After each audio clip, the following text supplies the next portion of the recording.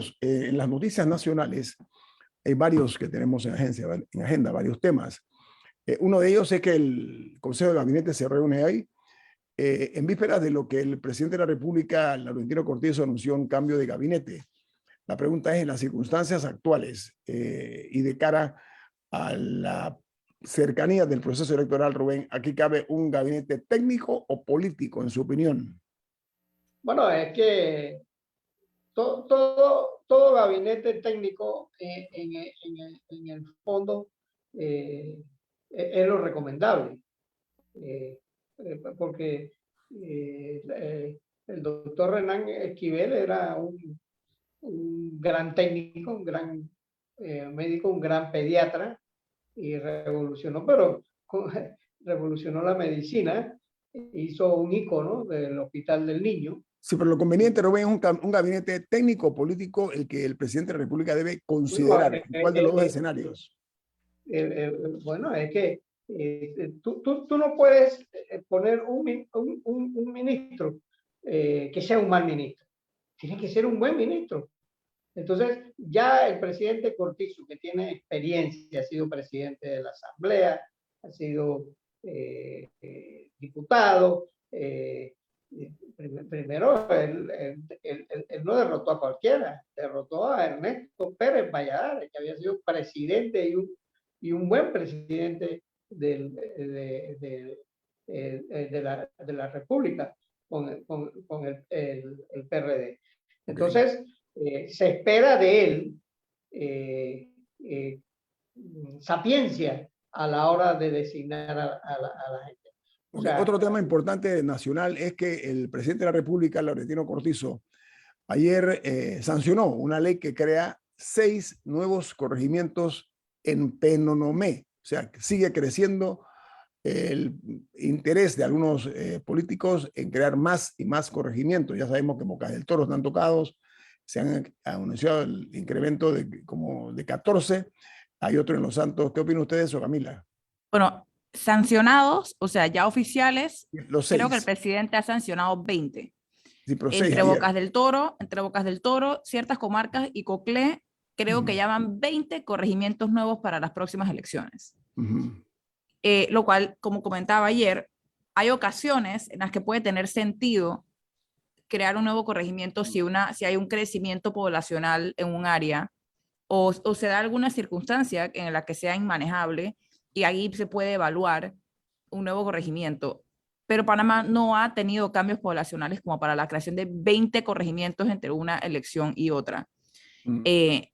Así que claramente no se están siguiendo las reglas y las normas y el sentido común a la hora de hacer estas divisiones que están siendo meramente políticas. Es algo que lamentar. Y porque eso también implica más gasto. Cada nuevo corregimiento implica un nuevo representante, o sea, una nueva figura política. Involucra, creo que son $110,000 de la descentralización para cada uno. Multipliquen eso por 20. Y eso no implica que se van a resolver los problemas de estas comunidades. Entonces, vemos este festín de corregimientos. Al mismo tiempo que aumenta ese gasto, me gustaría llamar la atención a que ayer se aprobó en segundo debate el proyecto de ley 808, que es el que busca suspender temporalmente el pago del impuesto del combustible, que para el diésel son 25 centavos por galón y que para la gasolina son 40 centavos por galón. Este subsidio es el que se utiliza para, este impuesto es el que se utiliza para subsidiar, por ejemplo, el tanquecito de gas, el pequeño, el de 25 libras creo que es. Por lo que leí, el proyecto, o sea, la suspensión estaría vigente mientras dure el conflicto entre Rusia y Ucrania, que podría ser 5 años, podría ser 3 años, no sabemos cuándo va a terminar. Me parece importante que entre eso y que le están dando incentivos fiscales a multimillonarios para que hagan sus proyectos, vemos que estamos creando más gasto, estamos disminuyendo nuestros ingresos y sería bueno saber cuál sería la renta sustitutiva, o sea, con qué reemplazarían ese impuesto al combustible. Que bueno, el Estado ya no va a recaudar eso, ¿cómo lo van a compensar? porque Ok. veo un desbalance. O sea, más allá del mérito o no que tenga el proyecto sobre y las necesidades o no que tenga la ciudadanía con el tema del combustible, veo que estamos eliminando recaudación y aumentando gasto y no veo cómo se compensa eso. Otro tema también que no podemos nosotros soslayar es que ayer, hablando de eso, se levantó el paro de transporte que había en el sector de Panamá Oeste con los impactos severos que tuvo para la ciudadanía y para la economía. Ha sido levantado, ojo, parcialmente. Este paro se dio por motivo del aumento de los precios del combustible y se ha comprometido a que el día de mañana, jueves 28, el presidente Laurentino Cortizo le dará respuesta a los transportistas sobre la decisión a tomar. Y la otra noticia es algo ya que es como una piedra en el zapato de nosotros los consumidores del agua potable, y es que la planta de Chilibre disminuirá su producción de agua potable entre las 10 de la noche de pasado mañana viernes y las 6 de la tarde del próximo sábado. La reducción en la disminución de la producción de agua potable será de un 50%. Esa es una piedra en el zapato de todos nosotros, los citadinos, los capitalinos. Estamos siempre sufriendo los rigores después de la escasez de esta agua. Yo me pregunto es cuándo se va a tomar una medida heroica de cara a hacer una inversión seria para todo este sistema ya anquilosado, antiguo, que nos está dando más problemas que satisfacciones y tranquilidades, buscar fórmulas verdaderamente eficientes. No sé si buscar o recurrir a opiniones de técnicos internacionales, buscar una inversión mucho más seria. En ese sentido, hemos ya hablado de la colocación de una planta eléctrica para evitar que haya los cortes de agua producto de la falta de fluido eléctrico. Hay demasiados factores que gravitan en ese sentido de que ojalá se tome muy en serio para solución, o por lo menos ya no paliar, porque lo que se está buscando es una medida, como dije, que sea de alivio para todos nosotros los afectados por la falta de fluido eléctrico. Así que prepárense, amigos oyentes, porque el viernes, repito, el agua potable, la producción del agua potable en la planta de Chilibre va a ser disminuida a un 50%. Repito los horarios para que estén preparados, porque eso sí es un anuncio formal y nosotros tenemos la obligación de decirlo. El viernes, a partir de las 6 de la tarde, hasta el día sábado, el viernes a las 10 de la noche, de las 10 de la noche del viernes hasta el sábado a las 6 de la tarde, se reducirá a un 50% en la presión del agua, el servicio de agua potable aquí en la capital de la República. Así que lo propio es tomar las debidas medidas para no tener o confrontar ningún tipo de problemas en ese sentido.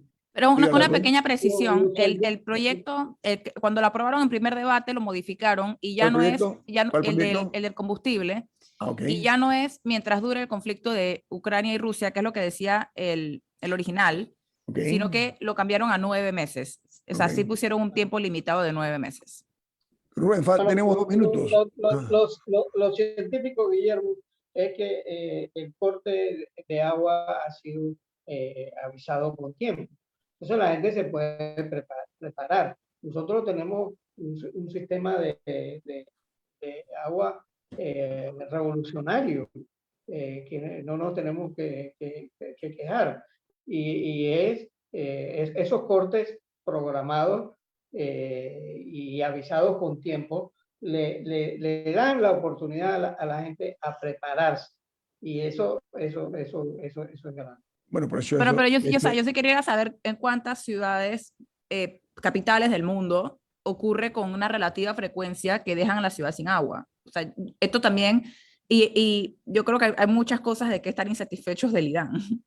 sí, nosotros, Porque hay la cantidad de personas sin agua, hay gente que tiene 3 días, que a veces pasan 3 días, una semana sin agua. O sea, sí hay serios problemas. ok, sí, hemos dicho eso aquí constantemente en Infoanálisis. ¿Cuántas ciudades del mundo, capitales, confrontan este tipo Digo, de situaciones. enhorabuena que este fue avisado, Sí, no, casi siempre pero siempre avisan, Camila, no, ha ocurrido que uno se exceptuando la despierta y sorpresa. uno abre el grifo y no hay Sí, agua y, ay, sí, mira, sorpresa, se fue la luz en Chilibre.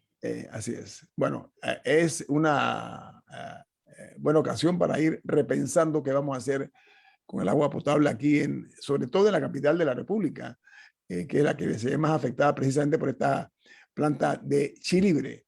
Bueno, amigos, vamos a un corte comercial. Esto es Info Análisis, un programa para la gente inteligente. Bueno, amigos oyentes de Infoanálisis, nosotros hemos el día de hoy, esta mañana, tenido la oportunidad de contactar a un destacado periodista español. Él se llama Shaquín López, es periodista de investigación de Televisión Española en el reconocido telediario de esta cadena de proyección internacional. Shaquín, bienvenido a Panamá y bienvenido a Infoanálisis. Buen día, ¿cómo está usted? Buenos días, Guillermo. Aquí estamos en Panamá, encantado. Ayer fue un éxito la actividad de Banesco, que tuvo la certera idea de traerte a Panamá para hablar acerca del periodismo investigativo, que en Panamá las investigaciones, más que todo en materia política, en nuestro país, pues tienen un impacto muy fuerte que han generado incluso cambios en muchos sectores. Pero tú en tu carrera como periodista de investigación, Shaquín, básicamente lo haces para la televisión y qué tipo de cobertura son las que tú das en tu trabajo como investigador.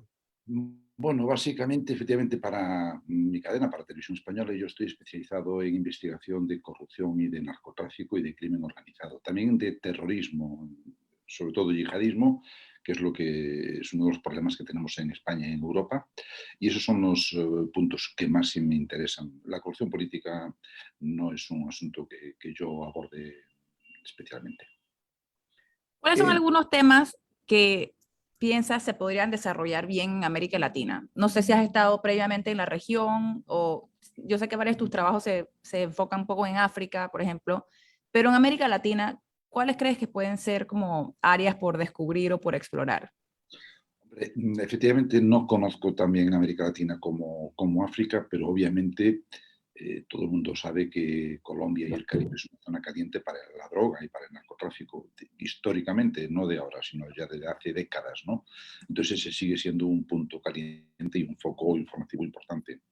Llegan a España, no digo diariamente, pero semanalmente, veleros con droga, barcos, etcétera. Entonces, claro, ese es uno de los puntos calientes del interés que puede haber desde España en cuanto a la investigación periodística. Y luego, pues, obviamente también el tema de la corrupción. Pero la corrupción no es un fenómeno único ni un fenómeno especial de América Latina, sino que, por desgracia, es un fenómeno global. El fenómeno de la corrupción económica y política. Ahora, colega, las buenas noticias ya no venden, las buenas historias. Ya. Bueno, yo creo que el periodismo de calidad sigue teniendo su espacio y su cobertura y nunca va a decaer. Si hay un periodismo de calidad, yo creo que eso siempre va a tener presencia en los medios de comunicación. No me cabe, vamos, esa es mi esperanza, si no, ¿a qué nos vamos a dedicar? Ahora, Shaquín, aquí en Panamá, uno de los escándalos más recientes fue lo que en Panamá se llama pinchazos telefónicos por parte pues, de oficiales de gobierno. Pero yo estaba leyendo que en España también se dio esta situación con los independentistas, sobre todo hay una denuncia que toca a la ministra Margarita Robles, se llama ella, es ministra de Defensa, porque se dio una actividad de esta naturaleza con un programa espía que se llama Pegasus, conocido en Panamá también, pero estaba viendo que se dio en dos gobiernos, tanto en el de Rajoy como en el gobierno de don Pedro Sánchez. Entonces, se habla de un 97% de esos espionajes telefónicos se dio en los teléfonos móviles. ¿Qué información manejas al respecto y qué impacto puede tener este tipo de noticia en tu país, en España? Nadie se puede sorprender de este tipo de actividades, nadie debería sorprenderse. El Estado tiene que protegerse. No, yo no justifico en absoluto todo esto, pero conociendo cómo funciona, digamos, no las cloacas del Estado, pero sí los servicios secretos del Estado, es comprensible que ellos, pues de alguna manera, realicen este tipo de actividades. Lo dice esta mañana, bueno, lo dijo ayer Margarita Robles, es decir, ¿qué hacemos entonces si tenemos una amenaza independentista? ¿Nos quedamos con los brazos cruzados? Es decir, el Estado tiene que defenderse siempre y cuando no se vulnere la legalidad. Pero claro, el CNI en España, el Servicio de Espionaje, ¿cuál es su legalidad? ¿Cuál es su línea roja? No es la misma que la tuya y la mía, Guillermo. Y menos, mucho menos, en un estado de emergencia como el que hemos tenido en España, que la gente ya se ha olvidado hace unos años, al final del mandato de Rajoy, con una amenaza muy seria del independentismo que también utilizaba sus armas. Recordemos que había actividades y actos violentos por parte de los independentistas en la calle.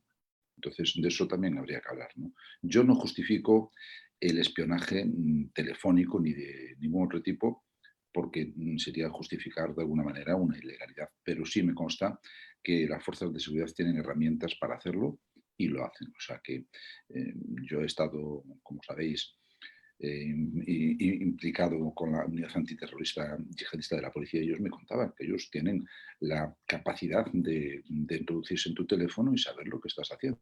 Pero claro, si hay una amenaza yihadista, también no lo podemos justificar o entender, ¿no? Creo que en ese sentido, Panamá ha tenido suerte dentro del continente, porque hay países, incluso nuestros vecinos de Colombia, o sea, que tienen que lidiar con unos niveles de violencia diaria y, por ejemplo, en Europa, que es un poco diferente que en Europa tienen el tema del terrorismo foráneo, por decirlo así, Yihadista, más que todo. Ajá. o sea, que ha ingresado, pero también han tenido, por ejemplo, en España el caso de ETA. O sea, periodísticamente, cómo se manejan esto, porque en Panamá nos preocupamos más que nada por pandillas y por temas de droga, pero afortunadamente no hemos sufrido así como una amenaza terrorista en firme. ¿Cómo se manejan esos temas? Pues mira, en el tema terrorista, evidentemente, el periodista siempre tiene que tomar partido no por la legalidad, sino por las fuerzas de seguridad y por la defensa del Estado. Nunca puedes justificar de ninguna de las formas un atentado terrorista. En el tema de ETA, que es relativamente reciente, hace 10 años que se disolvió oficialmente la banda, tan solo 10 años. En el tema de ETA había una línea roja que era que si tú justificabas alguna actividad de ETA, pasabas al otro lado. Entonces, claro, ningún periodista quería estar del otro lado. Y los que estaban del otro lado eran acusados digamos, de colaboradores o de justificar la actividad. Eran acusados pues, de colaborar con medios abrechales, con medios independentistas. Entonces era muy complicado, es decir, que no enseguida podías estar bajo la lupa de la policía. Entonces ahí el periodista siempre, durante la actividad de ETA, yo recuerdo que siempre era una investigación o una información claramente partidaria a las fuerzas de seguridad y a la actividad de las fuerzas de seguridad. Era muy difícil encontrar alguna información en la que mínimamente se criticara alguna actividad, y las había actividades, lo que decíamos antes de las cloacas del Estado, había torturas, hay que decirlo y es cierto, pero muy difícilmente se recogían los medios de comunicación. Nadie se atrevía a decir que un guardia civil había torturado a un terrorista en un cuartel de la Guardia Civil, aunque a veces ocurría, obviamente, ¿no? Y esa era una de las acusaciones que hacían los terroristas, ¿no? Pero era muy difícil ponerse de ese otro lado. Joaquín, es casi que universal el concepto de que el periodismo es la conciencia crítica de las sociedades. En España, el periodismo tiene algún tipo de retos o de peligros en cuanto a su práctica, su ejercicio. Pues yo creo que eso es un problema transnacional, porque evidentemente el fenómeno de Internet ha irrumpido con fuerza en las redacciones ya desde hace décadas. y eso pues no solamente le afecta a España, sino al oficio del periodista en general como concepto. Tenemos que adaptarnos a la nueva situación. A unos periodistas les va a costar más que a otros, depende de la facilidad que cada uno tenga para adaptarse a Internet y a las redes sociales. Ahora mismo se está jugando buena parte del oficio en las redes sociales. Es decir, en mi caso en concreto, por ejemplo, yo tengo que hacer un documental para el programa En Portada, que es donde estoy trabajando, y yo sé que ese día de emisión del programa me voy a dedicar enteramente a estar en las redes sociales. Eso era algo que antes no lo hacíamos. Entonces tenemos que adaptarnos. Es un reto, pero también es apasionante porque es una puerta abierta, no hay que amedrentarse, todo lo contrario, hay que ser, digamos, valiente, dar un paso adelante y decir, bueno, pues aquí estamos para tener también esa actividad que se nos demanda, ¿no?, por parte de la sociedad. De los trabajos que tú mostraste ayer en el evento este de Banesco, que es precisamente quien nos dio la facilidad de poder entrevistar hoy, Shaquín, de los trabajos periodísticos que tú has hecho, básicamente, ¿en qué enfoque te vas tú? ¿Temas sociales? ¿De qué naturaleza? Más que todo te dedicas tú. Pues a mí lo que más me apasiona es la investigación del crimen organizado y de la corrupción, del tipo que sea, pero siempre que estén implicadas las fuerzas de seguridad, porque ahí es donde, si la actividad policial está detrás de una investigación, es porque es interesante. De hecho, me ha pasado en alguna ocasión ir por delante de las fuerzas de seguridad y los editores decirme, no, hay que esperar, vamos a esperar a que haya una denuncia, a que haya una investigación abierta, porque si no, no lo podemos contar. Algo que yo no entiendo, porque también es una responsabilidad del periodista denunciar aquello que no conoce, incluso que no conoce ni la justicia ni las fuerzas de seguridad. Pero en mi cadena tendemos a ser muy conservadores en ese tipo de detalles o en ese tipo de informaciones. E insisto, me ha pasado pocas veces, pero en alguna ocasión de ir por delante de las fuerzas de seguridad y tener que recabar la acción de ellos para yo poder darle esa información. O sea que investigar terrorismo, investigar tráfico de drogas o narcotráfico, crimen organizado en América Latina, en varios países se paga con la vida. Los periodistas los matan por ese tipo de atrevimiento conforme a lo ven los delincuentes, ¿no? En España, por ejemplo, hay algunos políticos que amenazan a periodistas o ese tipo de actitud no se ve en España. No, sería inaudito que ya no digo político, sino tan solo pues algún empresario o algún criminal se atreviera a amenazar públicamente a un periodista. Otra cosa es que veladamente se haga, por supuesto, eso, oye, pues cada uno es cada uno y cada uno sabe lo que tiene que aguantar y lo que tiene que soportar y hasta dónde está dispuesto a soportar todo eso, ¿no? Pero evidentemente, públicamente te digo que es absolutamente inviable. Yo no recuerdo ahora mismo, más allá de algún comentario que fuera de lugar, que sí los hay, en el ámbito deportivo muchas veces, en el ámbito deportivo, porque se suele ser más visceral, y pues entrenadores de fútbol de segundo nivel, muchas veces en los ámbitos locales sí que puede haber este tipo de amenazas. Ahí, hablando de deporte, Shaquín, Shaquín, muy bien, perfecto. tú eres, disculpa, sí, tú eres fanático del Madrid, te escuché ayer decirlo. Hazme cortito un breve resumen desde tu perspectiva de la forma como el City, el Manchester City, sí, logra vencer apretadito al Real Madrid. ¿Cuál es tu opinión? Yo ayer me quedé con el resultado, porque no quise, yo soy muy conservador en el ambiente futbolístico y prefiero no sufrir, soy de los que prefieren no sufrir. Eso sí, estaba paseando con mi mujer por las islas aquí de Amador. ¿No viste el partido?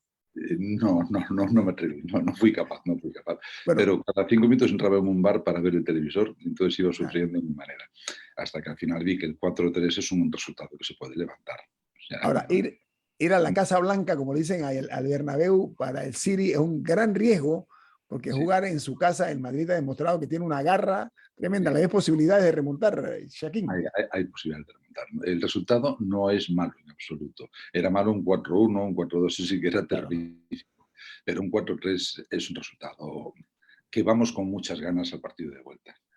Además, un equipo grande como es el Madrid, grande de verdad, que además, y perdóname el término, es peleón, o sea, cuando digo eso en el sentido positivo, pelea, creo que va a ser un partidazo con el City en Bernabéu. Sí, sí, sí.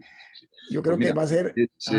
es un partido que, te interrumpo, Guillermo, es un partido que yo nunca fui al Bernabéu hace muchos años cuando era joven, pero ya no voy. Tengo amigos que van, pero yo ya no voy nunca al Bernabéu. Pero sí me consta que en el Bernabéu, en los palcos, en los famosos palcos del Bernabéu, es donde se hacen los grandes negocios. O sea, Florentino Pérez es una persona muy lista, muy inteligente, como todo el mundo sabe, y es en esos palcos, es un ambiente que yo nunca he palpado ni nunca he visto, me gustaría alguna vez verlo, pero me comentan que en esos palcos es donde realmente se hacen los grandes negocios.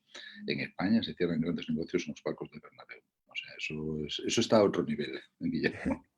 Shaquín, vamos ahora a tocar al regreso del corte comercial con un tema importante, que es lo que está ocurriendo en Ucrania con relación a la posición de Europa, ¿ok? Se ha tomado algunos países. Hablamos de eso al regreso. Aquí Vale, en InfoAnálisis nos distingue con su participación el periodista de investigación Shaquín López, esta mañana aquí en InfoAnálisis. Este es un programa para la gente inteligente. Bueno, amigos, continuamos platicando con el periodista de investigación Shaquín López, que está en Panamá de visita gracias a una invitación que le formuló el banco Banesco y que tuvimos el gusto de conocerlo ayer en una charla muy interesante sobre cómo se maneja el periodismo de investigación y él es un hombre dedicado exactamente a eso en la cadena de televisión española, en el telediario, como se le llama.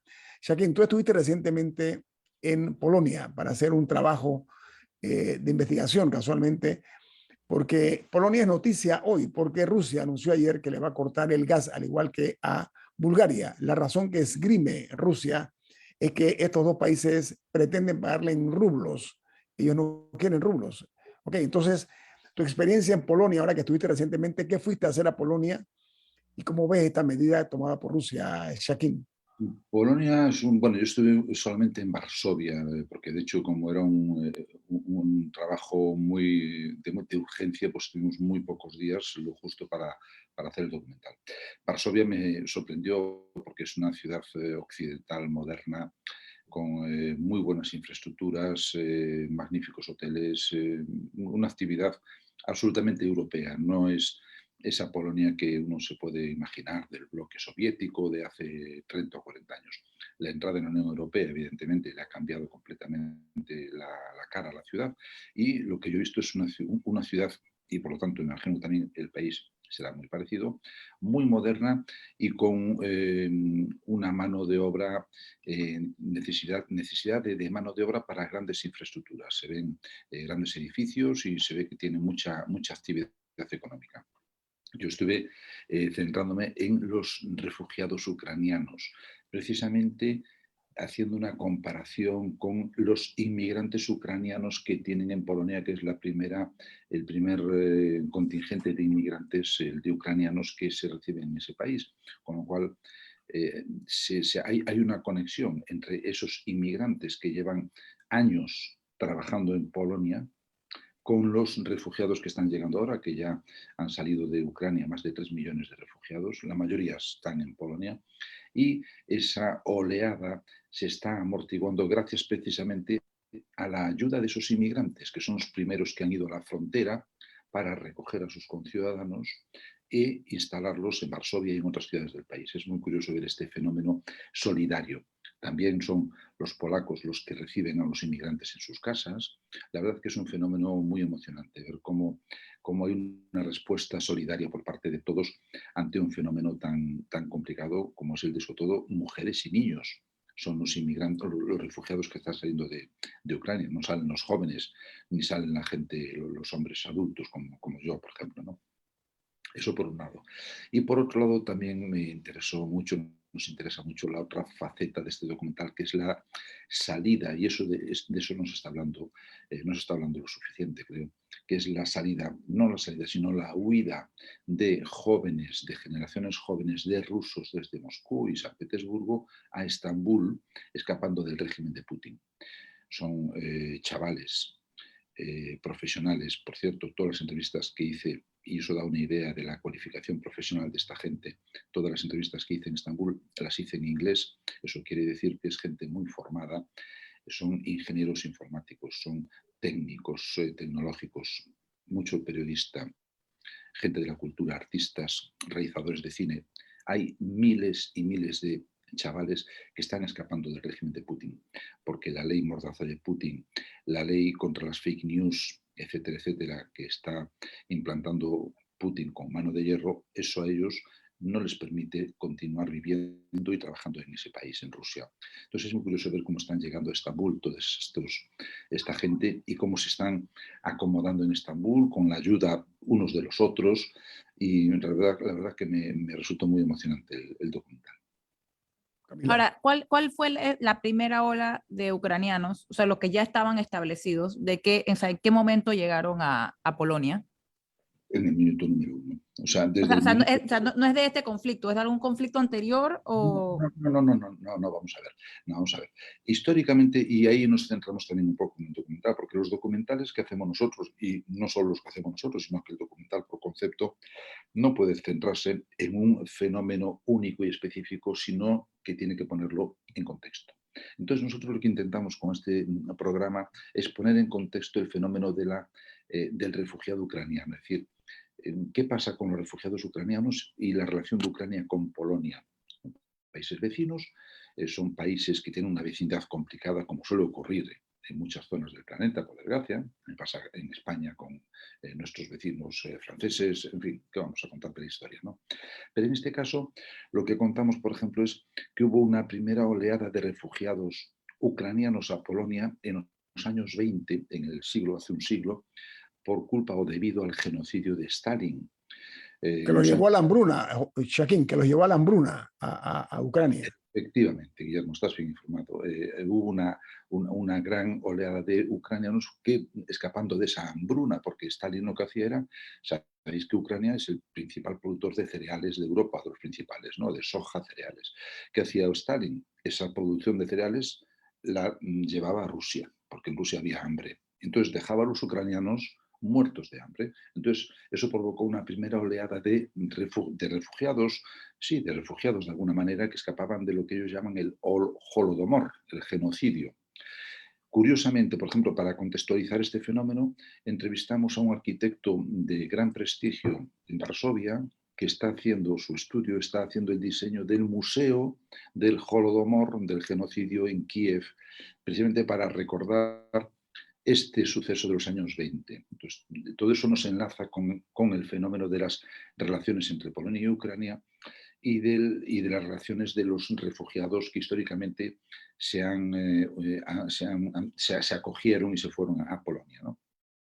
Eso por un lado. Y ya por último, no me voy a extender, pues desde hace 10 o 20 años, a raíz del fenómeno de crecimiento económico de Polonia, muchos ucranianos se fueron a Polonia como inmigrantes, pues porque en Ucrania no tenían trabajo, pero sí tenían trabajo en Polonia. Entonces también entrevistamos a personas que ya están establecidas en Varsovia desde hace años y que, como digo, son los primeros que acudieron a la frontera para socorrer a sus conciudadanos. Shaquín, ha habido una sorpresa porque el presidente Zelensky de Ucrania ha reprochado lo que según él es una actitud muy pasiva por parte de Europa hacia la situación que se está dando en su territorio, en su país. Sin embargo, ayer Alemania anunció, para sorpresa de no pocos, que iba a dotar de tanques o equipamiento pesado a Ucrania. ¿Qué opinión te merece eso? Porque Alemania es uno de los grandes de Europa, ¿no? Hombre, por un lado dices, pues hombre, hay que ayudar a los ucranianos, no me cabe ninguna duda, pero por otro lado hay que medir mucho las consecuencias. Todo el mundo, sobre todo en Europa, estamos muy preocupados por el fenómeno de la escalada. Zelensky desde el minuto 1 también lleva pidiendo la ayuda, la implicación de la Unión Europea, es normal, es un país invadido por un vecino mucho más poderoso y entonces pide socorro a quién, pues a tus otros vecinos. Eso todo entra dentro de lo comprensible, pero claro, los dirigentes europeos también se la están cogiendo con pinzas porque dicen, a ver, si nos metemos en ese avispero, vamos a provocar una tercera guerra mundial. Eso lo entiende todo el mundo. Y esta tercera guerra mundial sería nuclear. Entonces ya son palabras mayores. Entonces, a mí, pues que Alemania dé ese paso me preocupa, pero también por otra parte me alegro porque se le pueda parar los pies al gigante ruso y se defienda a Ucrania. Pero con Permiso. esas... Pero Joaquín, ¿cuál es la percepción en España de la guerra? O sea, porque nosotros acá estamos del otro lado del océano, pero Europa aquí sería no, un al poco lado. el campo. Entonces, en sí, España, ¿qué opinan los españoles sobre la guerra? hay mucha preocupación a nivel de opinión pública. Es decir, de hecho, llevamos 2 meses de guerra y la gente no habla de otra cosa. O sea, tú te reúnes con tus amigos, te reúnes con tu familia, con los compañeros de trabajo y tarde o temprano la guerra de Ucrania es un tema de conversación. Eso pone de manifiesto la preocupación que hay. No se es catastrofista. Por supuesto, hay gente que dice, pues aquí va a haber la hecatombe. Nadie está tomando medidas en relación con eso. Es decir, porque si yo creo que va a haber una hecatombe, cojo, me voy de Madrid y no voy a una isla desierta para poner a salvo mi vida y la de mi familia. Eso, por supuesto, pero nadie lo está haciendo. Eso quiere decir que no hay ningún tipo de histeria ni ningún tipo de alarma, pero sí hay una preocupación muy grande. En España estamos en otra punta de Europa, pero claro, todo el mundo también tiene que entender que los misiles de largo alcance y la tecnología moderna de armamento nuclear no impide absolutamente que nos ataquen, ¿no? Y te pregunto también porque ha habido afectaciones en términos del costo de la energía, de Sí. inflación, el El costo de los gas. alimentos. Nosotros ya estamos sintiendo los impactos de eso acá, pero yo sé que en Reino Unido el tema de la energía está súper disparado. No sé, en el diario vivir del español, ¿cómo ha Eh, sido ese impacto? es el principal problema ahora mismo que tenemos en España y en Europa es la inflación, ocasionada por la guerra, pero en el caso de España y en el caso de algunos países también se ponen de manifiesto las debilidades estructurales que tenemos. Por ejemplo, en España, efectivamente, ya ha habido problemas de movilizaciones de transporte de camioneros, ha habido una huelga bastante seria que ya se ha atajado, pero una huelga bastante seria de camioneros por el coste del combustible. Lo he escuchado también que está ocurriendo, está empezando a pasar también aquí en Panamá, y eso va a ir a más si no se soluciona. ¿Tiene difícil solución? España está aliada con Portugal para poder regular el precio de la energía, porque eso es un holding absolutamente inescrutable para el ciudadano de a pie. Hay que ser un experto para entender el recibo de la luz y cómo funciona el coste de la energía. Pero yo, que no soy ningún experto, creo que en España hemos perdido muchas oportunidades de mejorar nuestra posición energética. Entonces ahora nos estamos lamentando. Pero claro, llevamos 20 o 30 años sin apostar claramente por la energía nuclear que está haciendo Francia, una apuesta clara por la energía nuclear. Entonces a unos países nos va a afectar más que a otros. Joaquín, me queda un minuto. Tu opinión acerca de la sorpresiva posición de China con relación a la declaración del secretario de Exteriores de Rusia, Lavrov, de que esto va a llevar a una inminente tercera guerra mundial. Y China le acaba de salir al paso, subrayando que nadie quiere una guerra mundial. En un minuto, tu lectura, ¿cuál es? A mí me está gustando mucho, e insisto que no soy un experto en relaciones internacionales, pero me está gustando mucho la postura de China porque está absolutamente tranquilo, callado, como diciendo, aquí no van a contar conmigo en ninguno de estos evasiones, de estas escaladas bélicas. Y eso es tranquilizante. Otra cosa es que de alguna manera China esté aliado con Rusia para apoyarla económicamente, etcétera, etcétera. Pero yo veo que China ahora mismo no ha hecho ningún movimiento de apoyo a Rusia en ningún sentido bélico. Entonces eso nosotros nos tiene que tranquilizar. Todo lo que sea que la escalada se frene es bueno para España y para Europa. Joaquín López, oye, muy agradecido de regalarnos tu tiempo porque has venido por breve espacio del mismo aquí a Panamá. Se aprecia mucho. Joaquín López, periodista de investigación de Telediario de Televisión Española. Un gusto conocerte y saludarte, Joaquín. Muchas gracias, un abrazo muy fuerte a todos, compañeros. Muchas Igual gracias. para ti. Bueno, viene Álvaro Alvarado con su programa Sin Rodeos.